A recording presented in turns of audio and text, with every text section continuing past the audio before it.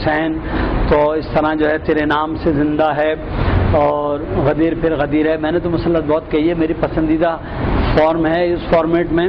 ادائیگی کا مارجن وہ بہت ہے, اسی لیے میں اس کو کرتا ہوں, مگر عام لوگوں کو یہ فیسلٹی نہیں ہے.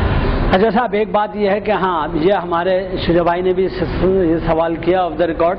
تو میں نے کہا کہ ہم اس کو ایسا کرتے ہیں کہ اس کو لے آتے ہیں, یعنی اسے نصاب شامل نصاب کر لیتے ہیں اس کو. اور انہوں نے یہ کہا کہ جی مائک یا بغیر مائک کے بولنا, یا مائک کا بھی ایک اپنا چیمبر ایکو یا اپنا بیہیویئر ہوتا ہے اس کا, کہ وہ کیا اس کا ریسپونڈ ہے, کیا ریباؤنڈ ہے, کیا ریٹرن ہے. تو جو پڑھنے والا ہے نا, یہ نوحہ خاں ہمارے منقبت خاں حضرات بہت کرتے ہیں, مائک میں بالکل گھس کے بولیں گے, اس کو ڈانٹ رہے ہوں گے, چاہے اپنا خود اسکیل لیول. دیکھیں میں بتاؤں یہاں اس ثانی کلاس میں آپ کو اسکیل لیول پتہ چل جاتا ہے, اور جو بعض اوقات بڑے بڑے پوری زندگی نوحہ منقبت پڑھنے والوں کو وہ اس لیے کہ بے استادے ہوتے ہیں اور تکنیک سے واقف نہیں ہوتے ہیں, جن میں خدا داد صلاحیت ہوتی ہے, مگر وہ اوور ایکسائٹمنٹ میں کسی بھی وجہ سے کبھی کبھار مائک کا ایک اپنا سر فریکوینسی ہوتی ہے, کسی بھی وجہ سے کنسنٹریشن لوز کر گئے, کسی وجہ سے کوئی سر اونچا نیچے چڑھ گیا تو انہیں مشکلات ہو جاتی ہیں.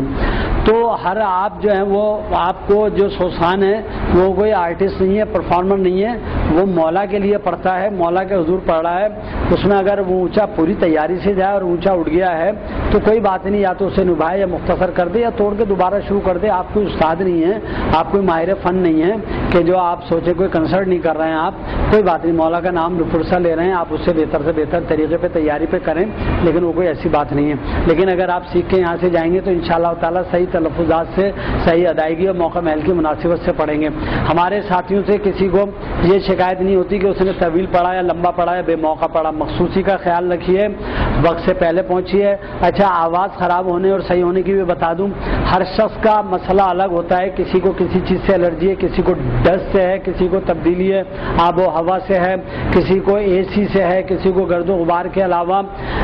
گوشت سے ہوتی ہے, گائے کے بڑا گوشت جسے کہتے ہیں, کسی کو سلور کے برتن میں کھانے کی وجہ سے ہے. سب سے زیادہ راتوں کو جاگنے سونے جاگنے کا نظام الاوقات صحیح نہ ہونے کی وجہ سے ہوتی ہے. کھٹی ٹھنڈی تیز مرچ مسالے کی چیزوں سے ہوتی ہے. تو ان چیزوں سے جس سے الرجی ہے وہ اس سے آپ پرہیز کریں, تو پہلی بات. اور دوسرے یہ کہ آپ کلام کے تلفظات اور معنی مفہوم سے آگاہی حاصل کریں, مستند لوگوں کا کلام اور ان کی طرزیں پڑھیں. اور ساتھ ساتھ یہ ہے کہ آپ مائک والے کو نہیں ڈانٹیں, مائک والے پہ تنقید وہ نہ کریں, مائک کو اپنے اوپر طاری نہیں کریں, اور آپ جو ہے وعدہ خلافی نہ کریں, وقت اور وعدے کی پابندی کریں. بانی مجلس کو بھی پابند بنائیں, بانی مجلس کو بھی چاہیے کہ وہ ان سوسانوں کی حوصلہ افزائی کرے, ان کا اشتہار میں نام دے. ہمیں توقع نہیں رکھنی ہے, لیکن اس کو جو ہے ہمارا نام دینا ہے, صحیح وقت دینا ہے, وقت مقررہ پہ مجلس شروع کرنی ہے, اور اسے بتانا ہے کتنے منٹ پڑھنا ہے. ہمیں بھی اس کا خیال رکھنا ہے. اس کو چاہیے کہ وہ ان مداح خانوں کو, چاہے وہ سوسان ہو یا جو بھی ہوں, ان کے آمد درخت کا, ہدیے نذرانے کا, تبرک کا خیال رکھے. ویسے بھی ضروریات کا خیال رکھے, لیکن بات یہ ہے کہ ہمیں یہ توقع نہیں رکھنی, اور ہم نے اپنے لیے خود اختیاری طور پر بجائے لوگوں سے سوالی بننے یا ان کی حیثیت اوقات کی بجائے ہم نے چاہے کہ مولا ہمیں دیں, اور وہ دیتے ہیں. اور پھر میں یہاں ایک بات بتا دوں کہ ہمیں جو نعمتیں مل رہی ہوتی ہیں وہ تو دکھائی دے رہی ہیں, مگر دعائے عرفہ کا امام حسن علیہ السلام کا ایک ٹکڑے کا مفہوم کہ مالک جو نعمتیں تو نے دی ہیں اس کا تو میں شکر و شکریہ ادا کر دیتا ہوں, کر سکتا ہوں, لیکن جو نعمتیں تو نے مجھ سے بچا لی ہیں, دور کر لی ہیں, اس کا تو مجھے اندازہ ہی نہیں ہے کہ جو اس کا میں شکر ادا کر سکوں. اور اس کی مثال میں اپنے ساتھیوں بچوں کو دیتا ہوں مثال کے طور پہ, کہ میں کہیں گیا, اس نے عزت افزائی کی, تبرک دیا, تحفہ دیا, یہ تو مجھے دکھائی عزت ملی, دعا سلام شکریہ تو مجھے دکھائی دے رہا ہے. ایک چیز ہوتی ہے تقدیر اور ہوتا ہے عقیدہ بدعہ. تقدیر یہ ہے جو لکھ دیا گیا, صدقہ خیرات صلہ رحمی قطع رحمی سے کمی بیشی 30 سال تک رزق اور زندگی میں کمی بیشی ہو جاتی ہے, وہ یعنی بدعہ ہے یہ تبدیلی. تو اس میں جو ہے وہ مثال کے طور پہ لکھا ہوا یہ تھا کہ اس وقت مجھے اپنے گھر کے باتھ روم میں گر کے جو ہے وجہ ہڈی ٹوٹ جانی تھی میرے کولے کی, اور 6 مہینے اور 2 لاکھ کا خرچہ تھا. 6 مہینے میں بستر سے لگ جانا تھا اور 2 لاکھ کا خرچہ تھا. لیکن ہوا یہ کہ میں یہاں آ گیا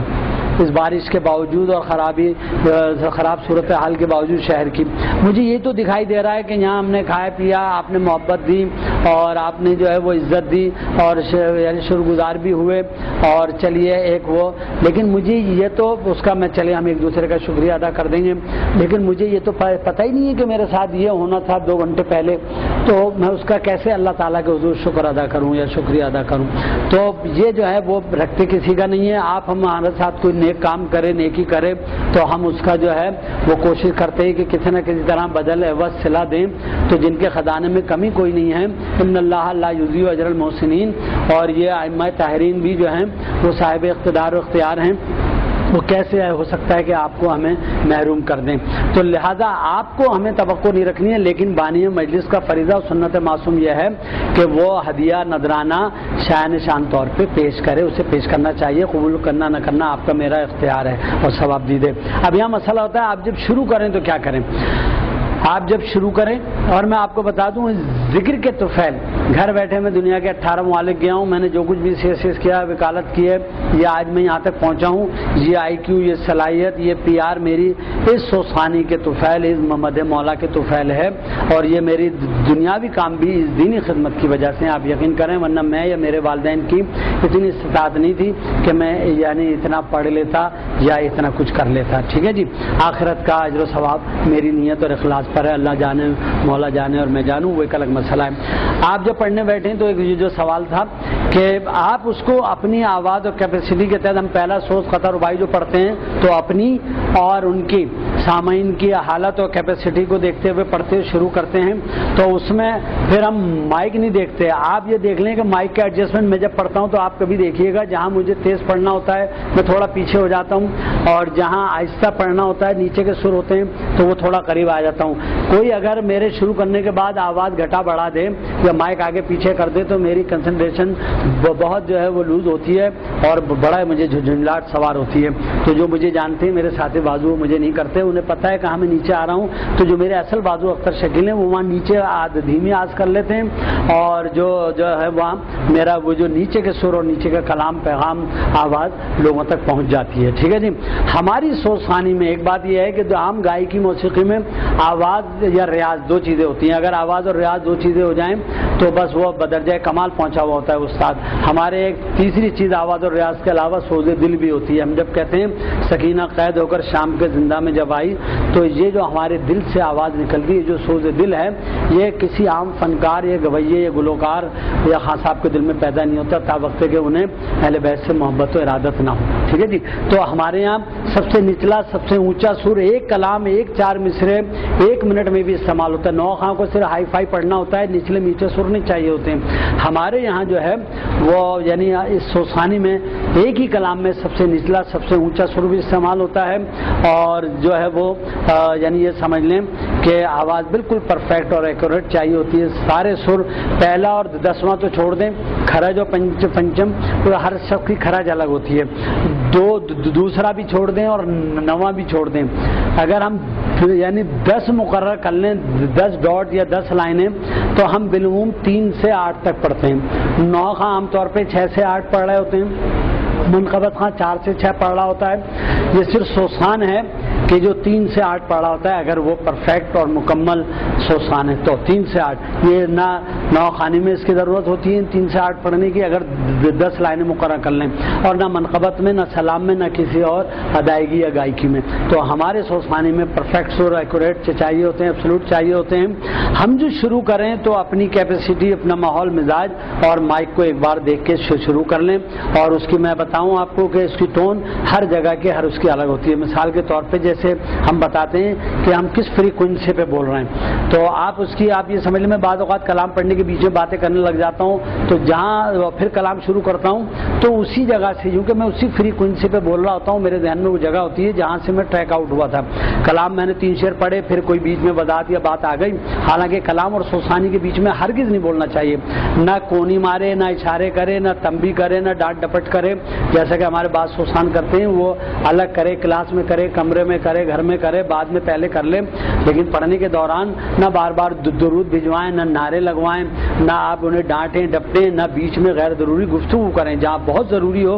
کبھی کبھار ایک مزاج، ایک سر، ایک ٹھاٹ تھا وہ ذہن میں تھا، اس کو بدلنے کے لیے ہم نعرہ صلوات زیادہ یا فاتحہ پڑھوا دی، ایک آدھ جملہ بول دیا. جہاں کہیں ضرورت محسوس ہوئی، ورنہ اس کے علاوہ کوئی یہ شعر ہے، حاصل کلام ہے، رو لیجیے پرسہ دے لیجیے، شاعر نے یوں کہا ہے اور یہ یوں ہے اور وہ ہیں، یہ سب فضول کی باتیں ہیں،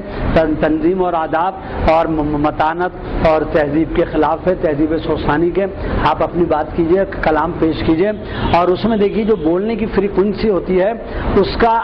ایک الگ الگ ایک ہے، اور دیکھیے جس کی مخصوصی اور موقع محل کی مناسبت سے کلام کا انتخاب کیجیے۔ کہیں بے موقع فرمائش تعمیل کرنی پڑ جائے تو آپ کہہ دیے کہ جب ان کے تعمیل حکم میں فرمائش کا لفظ استعمال نہیں کیجیے، اس میں اپنی تعریف و توصیف ہوتی ہے۔ ہمارے یہاں بعض لوگ بے استاد کہہ دیتے ہیں جی ان کی فرمائش پر نہیں،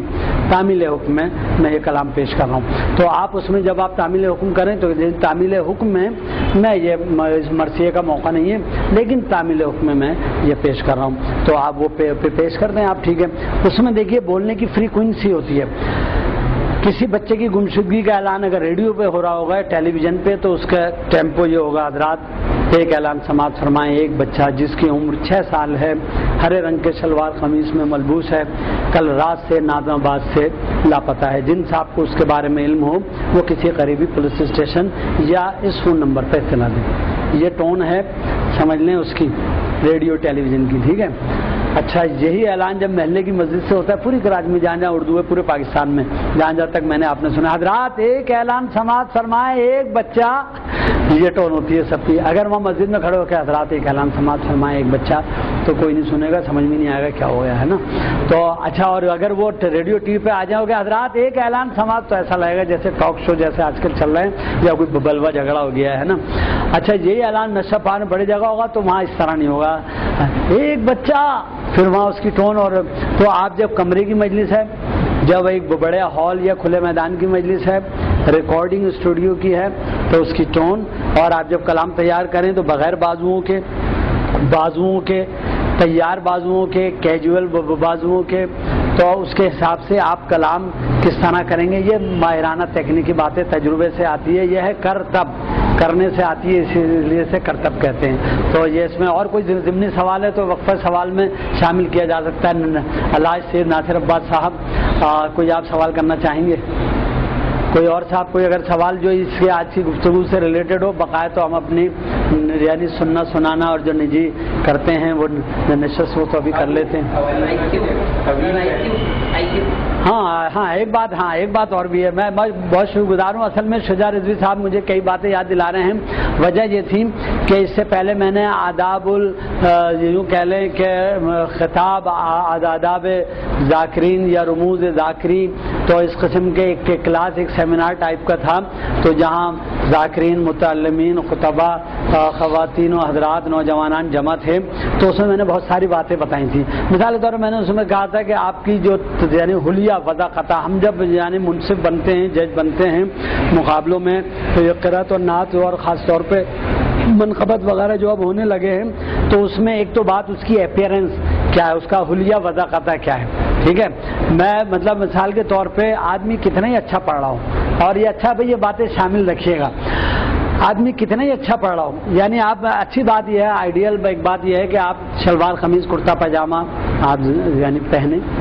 یہ پینٹ شرٹ کی بدعت اور یہ خرابی میں نے پیدا کی ہے۔ وجہ یہ تھی کہ میں اس زمانے میں وکالت کرتا تھا، ہمارے بہت سارے لوگ ڈاکٹر، انجینئرز، آفیسرز ہیں، ان کے لیے بہت مشکل کام ہے کہ وہ گھر جائیں اور شلوار قمیض پہن کر دوبارہ واپس مجلسوں تک آئیں، لہذا میں نے الاؤ کیا تھا، یہ رخصت ہے،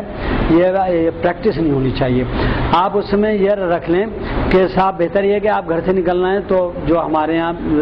یعنی لباس جو مروج ہے وہ پہنیں، لیکن چلیے اگر آپ پینٹ شرٹ پہن رہے ہیں تو سوسان کبھی بھی کوئی رنگ برنگے نوخواں منقبت خواں ایسا ہوتا ہے کہ کڑے ہوئے گلے اور رنگین اور دائیں بائیں بڑے خوبصورت سے، اور وہ عملی زندگی میں بھی وہ رنگین مزاج یا ویسے ہو سکتا ہے فیشن والا، سوسان کبھی بھی جو ہے عام عملی زندگی میں بھی ایک محتاط اور مہذب اور مثالی انسان ہوتا ہے اور ہونا چاہیے۔ تو کبھی کسی سوسان کو آپ نے نہیں دیکھا ہوگا یا دیکھیں گے کہ وہ رنگ برنگی کپڑے پہنا ہوا ہو یا رنگ برنگے جو ہے وہ اس نے جو ہے وہ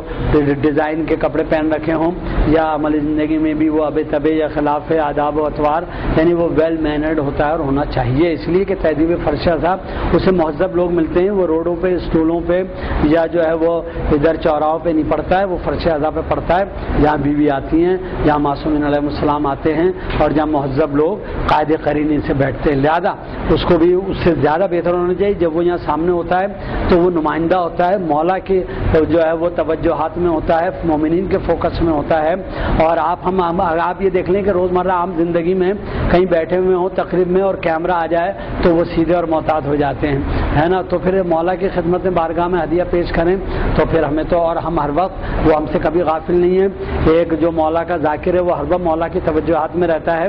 اور جب دنیاوی طور پہ کوئی آپ کا ہمدرد صاحب اختیار اور کوئی آپ کو دیکھ لیتا ہے محبت سے تو وہ آپ کے جو